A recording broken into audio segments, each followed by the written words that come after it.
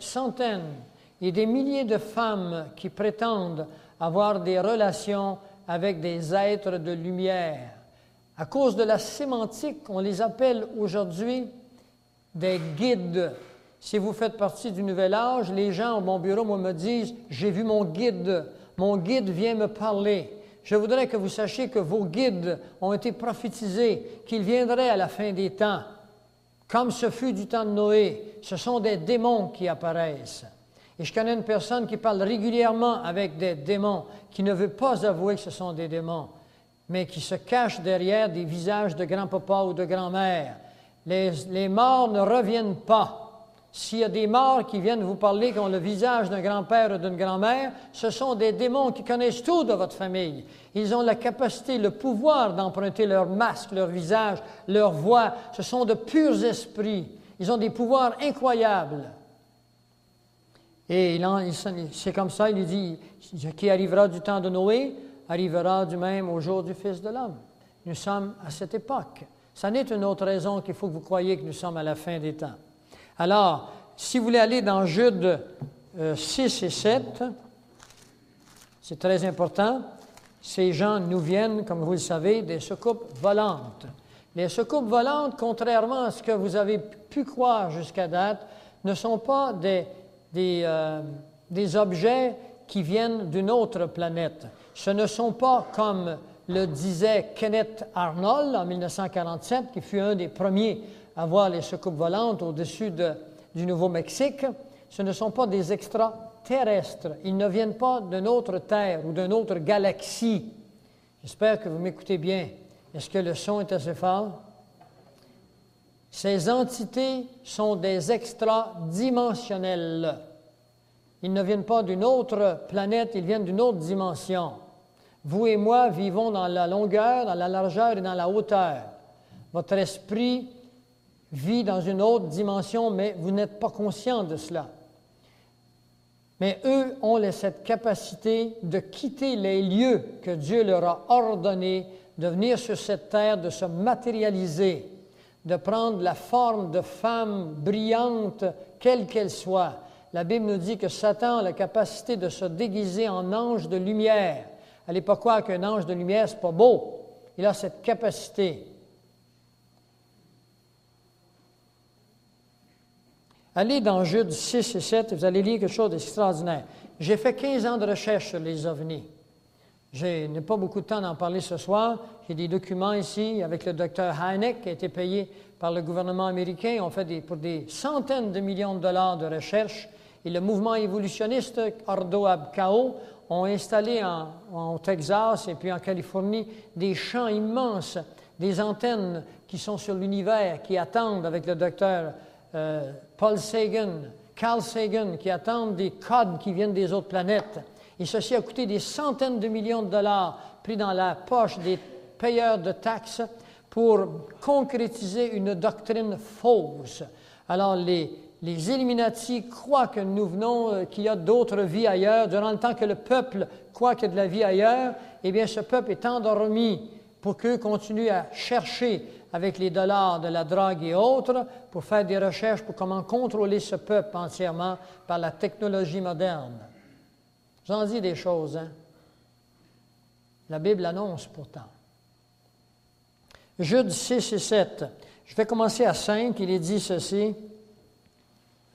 Je veux vous rappeler, à vous qui savez fort bien toutes ces choses, que le Seigneur, après avoir sauvé le peuple et l'avoir tiré du pays d'Égypte, fit ensuite périr les incrédules.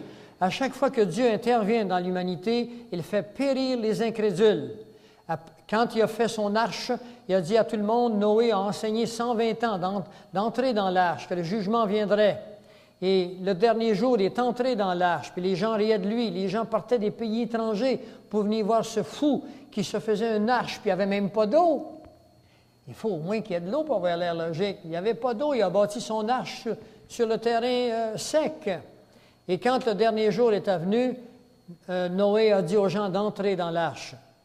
Et une paire d'animaux de toutes les espèces sont entrés. Ce sont des anges de Dieu qu'ils ont fait rentrer. Et les savants, les scientifiques ont calculé la longueur de l'arche telle que la Bible nous dit, puis ils ont trouvé tout à fait mathématique que c'était possible. N'allez pas croire que je suis naïf. J'ai investigué avant de vous dire ces choses.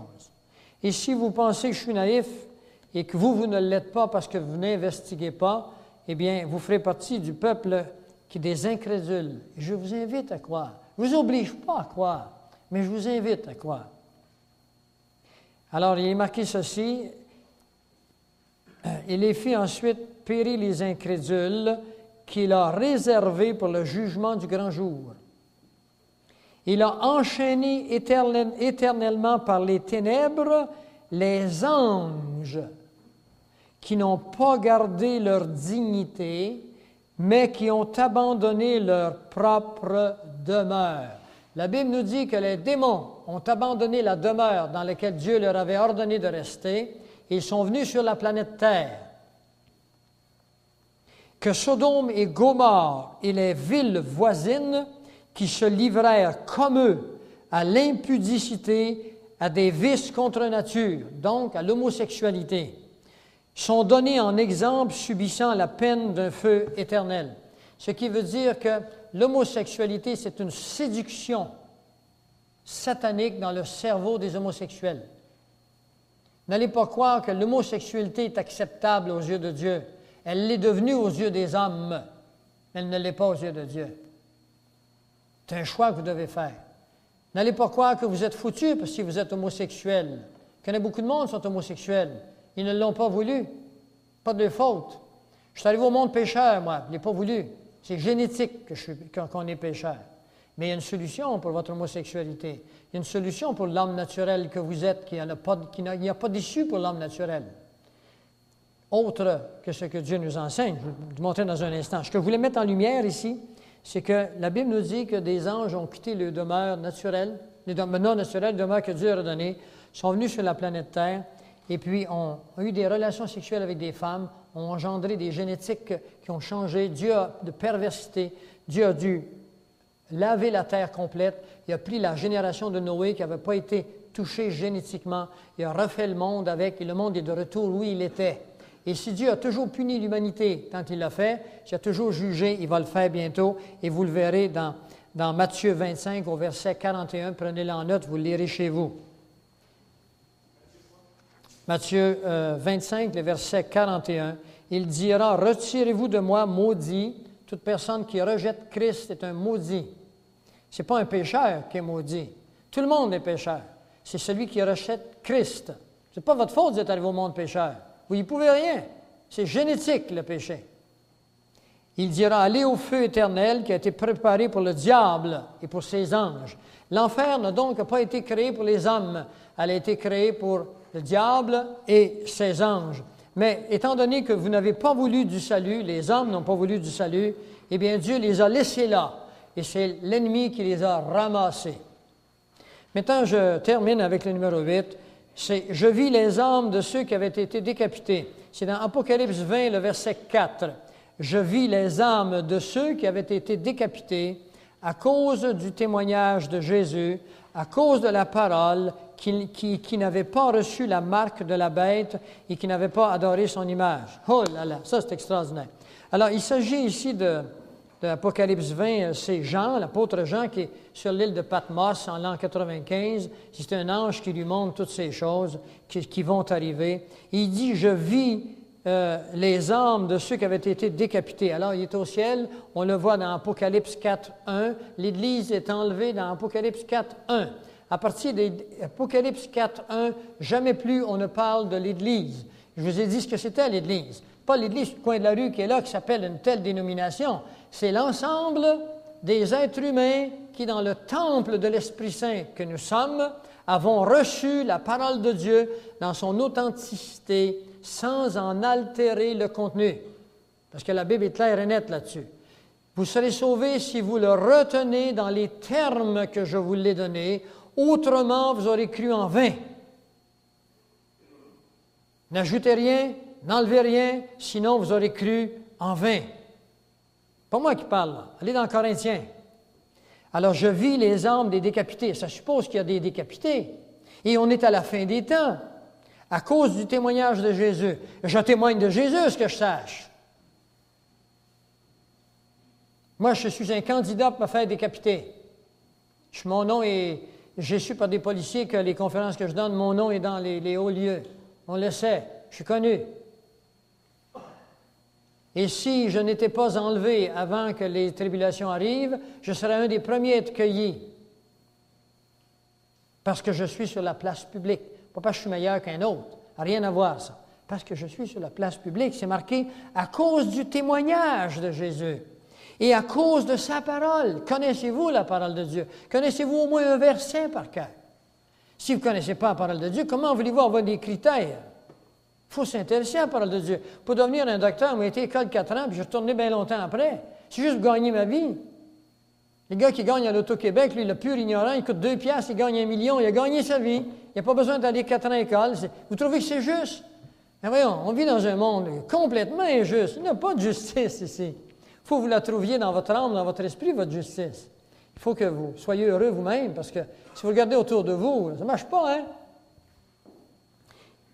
Regardez bien ce qui est marqué.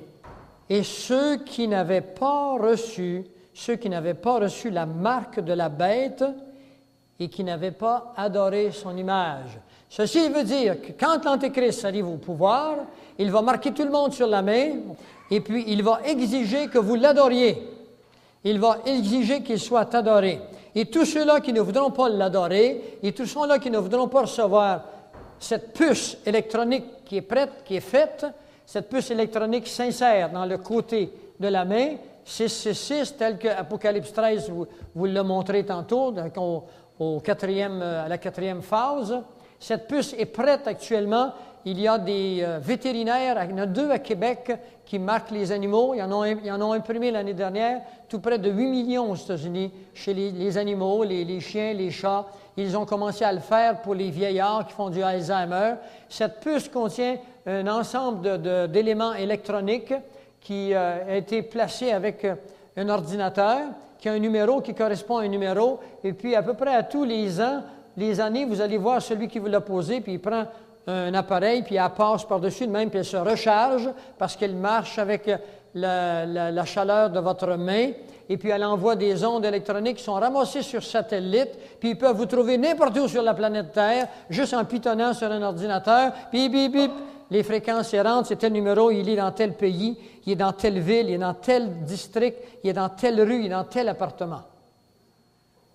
Ils pourront vous trouver à peu près 3 mètres comment est-ce qu'on dirait ça, de paramètre. Un paramètre de 9 pieds, de 9 à 10 pieds.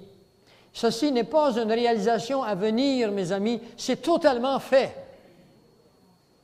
Et ceci correspond à Apocalypse 13, le verset 17.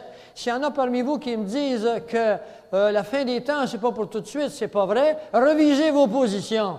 Et je défie n'importe quel théologien, qui soit de n'importe quelle école de pensée, qui va essayer de me prouver que nous ne sommes pas à la fin des temps. Y a-t-il existé une époque au monde où il existait des bombes capables de détruire une ville, comme New York, avec une seule bombe? Ça n'a jamais existé, ça existe maintenant. Les hommes qui avaient un tir-roche dans les mains autrefois, qui tiraient derrière la tête de quelqu'un qui le faisait mourir, pouvant en tuer qu'un à la fois, mais ils étaient malins à faire des choses comme ça. Croyez-vous que l'homme d'aujourd'hui a changé avec l'homme d'autrefois? Aujourd'hui, ce n'est plus des roches, c'est des bombes atomiques. Ont-ils utilisé le tir-roche, ou la lance, ou la poudre à canon découverte par Confucius? Ils ne se sont pas arrêtés de le faire. Ils ont découvert la bombe atomique, ils n'arrêteront pas. Ils ont découvert des lois, ils ont découvert des méthodes pour nous serrer dans le coin. Ils sont en train de le faire. Ils s'achèvent même. C'est presque terminé. Alors, ceci est nous sommes, au moment où cette prophétie se réalise, nous sommes donc dans les tribulations. Les tribulations commencent immédiatement après l'enlèvement, et je vais vous expliquer immédiatement après ce qu'est l'enlèvement. C'est la marque imposée avec un serment d'allégeance. Ce n'est pas tout le monde qui se fait marquer, on ne passe pas comme ça, puis on se fait marquer, puis on s'en va. Il va y avoir un serment d'allégeance. L'Antéchrist va exiger que vous l'adoriez, va exiger que vous croyiez à son système. Et puis ensuite de ça, ceux qui seront refusés seront A, recyclés dans des camps de concentration. B, s'ils persévèrent, ils sont décapités. Et je voudrais vous dire que la Bible nous parle ici, « Je vis les âmes de ceux qui avaient été décapités ». En 1988 ou 89, on a découvert à Homestead, en Floride, et ailleurs maintenant au Texas, des wagons de train remplis de guillotines. Alors, le gouvernement mondial s'apprête à créer des centres pour décapiter les chrétiens. Il existe aux États-Unis actuellement 130 camps de concentration qui sont des anciennes bases militaires et qui sont là pour recevoir les citoyens qui ne voudront pas signer avec la nouvelle définition du citoyen du monde. Ce sont des camps de concentration et il y aura des recyclages psychologiques et si vous n'êtes pas d'accord, on vous fouettera, on vous donnera des drogues, on vous passera avec des machines électromagnétiques pour que votre cerveau devienne... On fera de vous des êtres biologiques seulement. Et si ça ne fait pas, vous serez guillotinés. Et c'est ce qui va arriver, c'est ce que la parole de Dieu le dit. Des enfants ont découvert ces wagons remplis de guillotines. Des gens se sont rendus sur les lieux, ont pris des photographies. Et c'est ainsi que ça fonctionne. C'est pour vous montrer que la parole de Dieu est vraie. Qu'allez-vous faire de tout cela? Allez-vous être là avec vos enfants?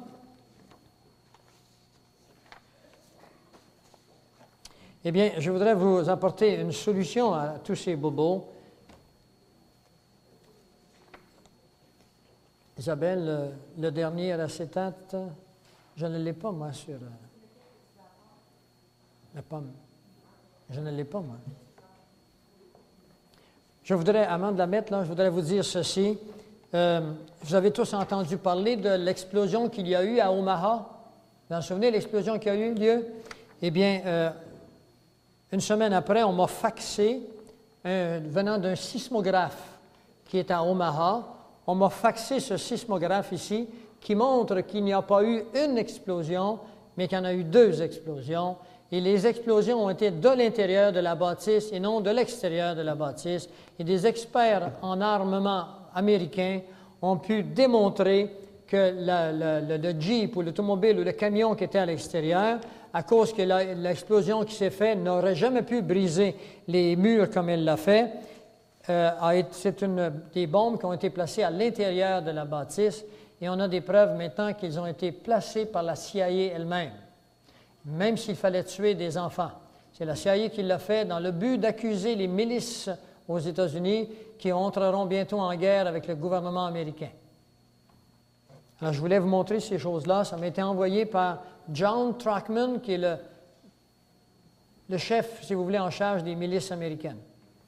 Je lui ai parlé au téléphone, il a dit avez-vous un fax? J'ai dit oui, il dit pesez dessus, puis il m'a mis ça dessus, puis il m'a envoyé ce document que vous pouvez avoir des photocopies si bon vous semble, mais je ne vois pas l'utilité.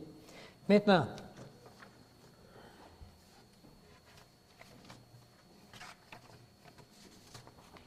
alors voici ce que je voudrais que vous apporter maintenant à la fin de notre conférence. Je voudrais que je vous ai montré, j'espère, qu'il y a dans ce monde une conspiration contre l'homme et contre Dieu, contre son oint. Les Juifs l'ont retranché, mais la plupart des gens de l'humanité l'ont également retranché. Quand Adam et Ève sont sortis du paradis terrestre, c'est parce qu'ils avaient désobéi. Ce sont des démons qui les ont séduits. Dieu leur a demandé de ne pas toucher à l'arbre qui était au centre du paradis. Et la première façon dont l'ennemi s'y est pris, il a créé le doute. Il leur a dit, êtes-vous certain qu'il vous a dit cela? C'est le doute. Le doute, c'est l'anti-foi. Quand vous avez foi, vous êtes déterminé. Quand vous avez le doute, vous donnez place aux démons. Vous donnez place aux esprits démoniaques d'entrer dans vos vies. Ça s'appelle le péché. Le péché, c'est une transgression à la loi de Dieu. Eh bien, Adam et Ève ont mangé en Genèse 3,5, « Mais Dieu sait, leur dit-il, que le jour où vous en mangerez, vos yeux s'ouvriront et vous serez comme Dieu, connaissant le bien et connaissant le mal. » Genèse 3,5. Alors, c'est ici que se situe l'homme. L'homme, vous le voyez, il est dans la pomme, parce qu'il a désobéi à Dieu, il a été séparé de Dieu. Si vous lisiez les versets qui précèdent, vous verrez que Dieu avait une relation intime avec l'homme. Il parlait à l'homme, c'était sa créature spéciale. Il lui a demandé Ne touche pas à cet arbre au centre. Tu peux toucher à tous les autres arbres, pas celui-là. C'était l'épreuve de Dieu. Touche pas à ça. Je veux voir si je suis quelqu'un pour toi, si tu me respectes. Je ne te donne pas de raison, touche pas à ça. Mon enfant, touche pas à l'automobile. Tu as 5 ans, touche pas à ça. Quelles que soient les raisons, tu ne sais pas conduire dans le milieu de la rue, touche pas à ça. Et l'enfant a désobéi, il est parti de l'automobile, puis il a fait un accident, il est tombé en bas du ravin. Alors, Adam et Ève ont mangé la pomme et ils sont allés se cacher. Et Dieu est revenu puis il a dit, où êtes-vous? Il a dit, on est caché. Il dit, pourquoi es-tu caché? Ben, il dit, tu sais, la femme que tu m'as donnée, là, elle m'a fait manger la pomme. Puis toi, pourquoi tu l'as mangée? Et ainsi de suite. Vous connaissez l'histoire. Alors, le verset que je veux mettre en action ici, c'est Satan a dit, vous serez comme Dieu. C'est exactement ce que le Nouvel Âge enseigne. Le Nouvel Âge enseigne que vous serez des dieux, la connaissance, l'élimination, connaissant le bien et le mal. Romains 5,12 nous dit que lorsque le péché est entré dans un homme, Adam et Ève, dans un seul couple, il s'est étendu, ce péché, à tous les hommes, génétiquement. Donc, chacun de nous sommes pécheurs. Romains 3,23. Et la Bible ajoute un mot, sans exception. Ça veut dire qu'il n'y aura aucun être humain qui viendra qui sera immaculé. Et aucun être humain qui viendra qui sera sans le péché. Ce sont des doctrines d'hommes qui enseignent qu'il y a certaines personnes qui sont sans le péché. S'il y a quelqu'un qui est sans le péché et immaculé, la Bible a tort. Parce que la Bible nous dit que sans distinction, tous sont pécheurs. Et tous sont privés de la gloire de Dieu. Ça veut dire qu'on ne peut pas avoir la présence de Dieu dans nos vies. Si vous mourrez, seriez-vous bon?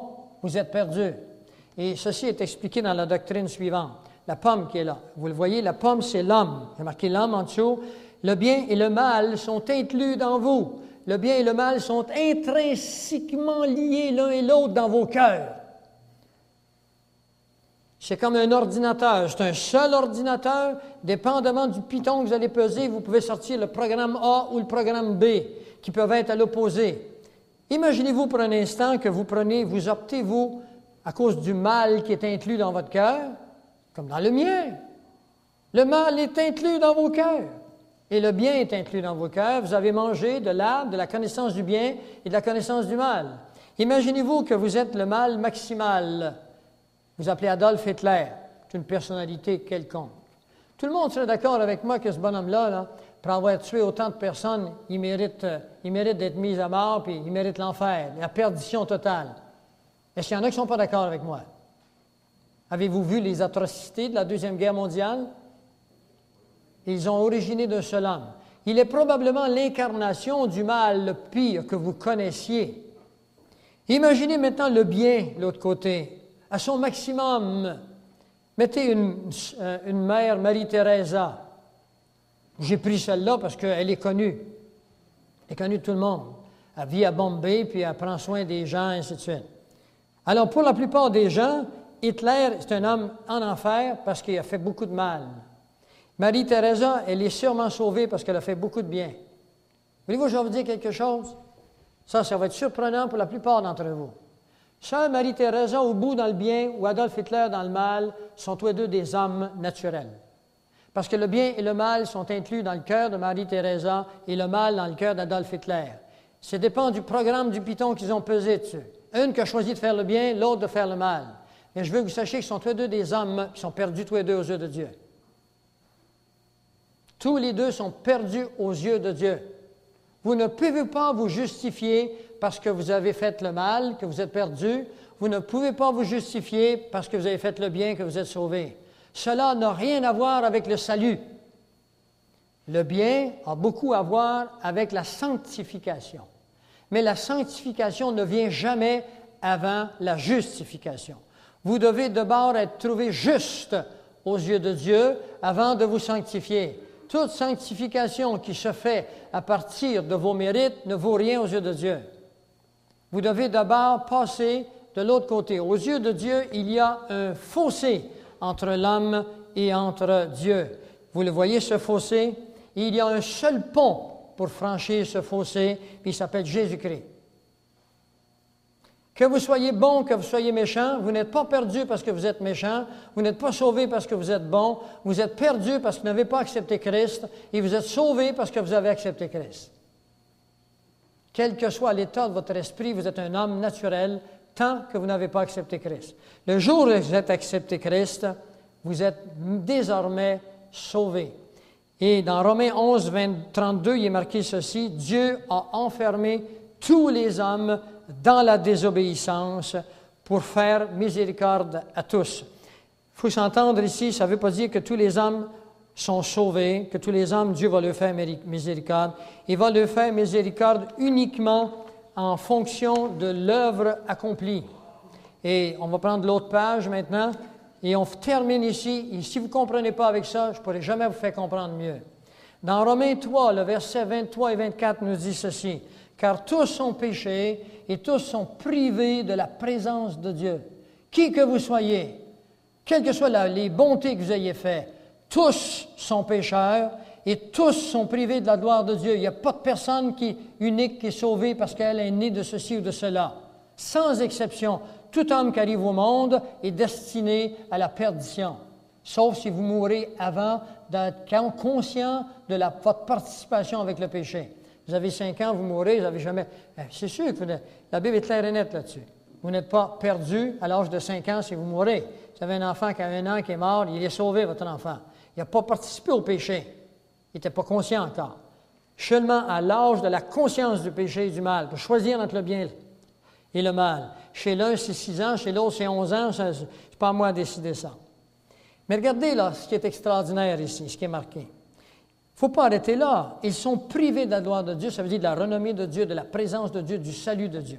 Tous, sans exception, génétiquement, parce qu'il y a en nous la pomme qui nous a séparés de Dieu définitivement. Il y a un fossé entre Dieu et nous. Il est marqué ceci, mais, dans certaines versions, c'est marqué mais. Ici, c'est marqué et. Ça n'a pas d'importance. C'est une liaison entre les deux. Mais ils sont gratuitement justifiés par sa grâce. C'est-à-dire que vous pouvez devenir immédiatement, cet après-midi, justifié aux yeux de Dieu. Vous pouvez être un juste de Dieu. Si vous mourrez 5 minutes après que j'aurai fait ce que je vais vous dire, demandez à personne de prier pour vous, c'est inutile, vous êtes entièrement sauvé, quelle que soit votre vie antérieure.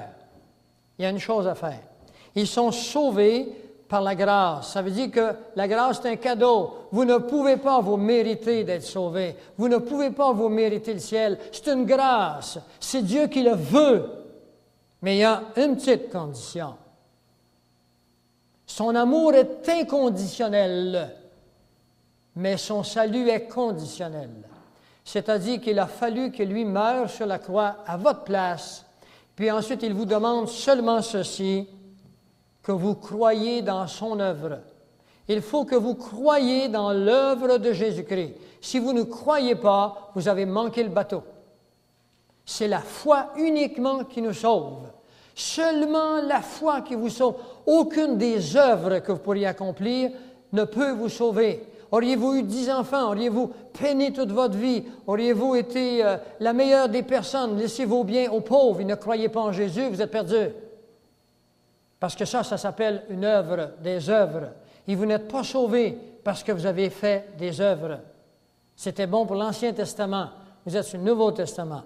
Vous êtes sauvés par le moyen de la rédemption, ça veut dire le rachat, qui se trouve uniquement en Jésus-Christ.